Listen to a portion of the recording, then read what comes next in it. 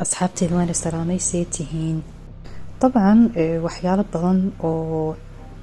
yaab leh baa adduunka ka socda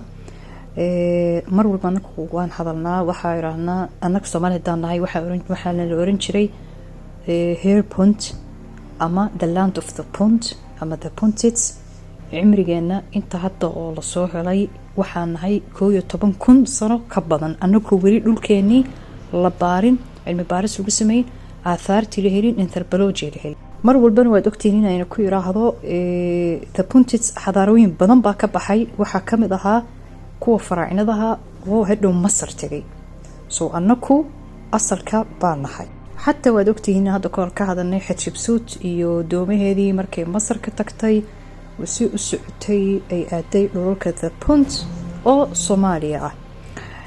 waxyaalaha marka la qosolka badan waxa weeye hadda video waxaan idin dhigayaa si fiican u daawada oo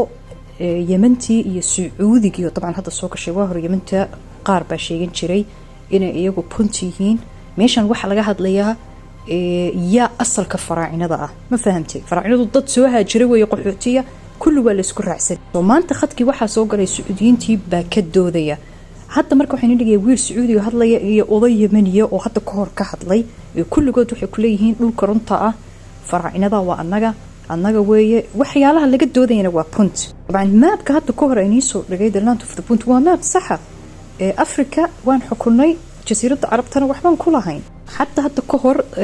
dadkayga wali ugu xirnaa way og yihiin in aan hadda ka hor ka hadlay dekada Jidda magaceeda qadiimkeena loo yaqaanay Miina al-Punt dekada Punt Jidda waxa jirta madxaf leeyahay madxaf al-Punt marka magaciiyo sidiisii wallahi hadda ka hor hatta waa inii soo dhigay niman Sacuudi oo ka hadlayay kacbada meesha ka soo horjeedo la yiraahdo maqaam Ibrahim inay jirto khadka punt iyo khadka faraacinada ku qoran tahay oo hieroglyphiga loo yaqaano soo waxyaalaha soo dhan baa jira saaxiib adigu aasa Soomaali hadda tahay waxaan oo dhan in adigu leedahay dad badan baa mesela shaki uga jira ama garanayn dadkii marka carabta ahaa oo anbiyaadii oo dhan sheegta يعني نبي الله شعيب صالح نبي الله إبراهيم إلى النبي محمد صلى الله عليه وسلم انت صعون ما وربانه وحا ما انت الله الصعباء إنا الله الشيخ تفراعنه وحا صومالي دينا وحي فراعين وطقانا بس نين كان لها اللي ما أقول إني كمياليهين بقرتوية عسو علمي جيبا نغير دعوة هدا إيغو اسكو هايستسي اليوم راح نتكلم سويا عن إن كيف الأهرامات فعلا أصلها سعودي ولكن في اختلاف بالتاريخ عندنا في مصر أغلبكم ما يعرف ان حفر الباطن 1300 هجري كانت كذا وهذا سبب تسمية حفر الباطن انها محفورة باطنيا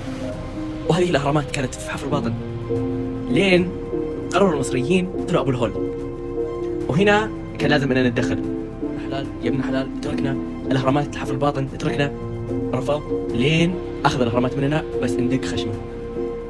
وهنا بدت عبارة ماخذ حقه بحب خشم ماخذ حقه دق خشم وبعد 1444 سنة هجرية رجعت الأهرامات لموسم الرياض اللي عنده حق ما يضيع.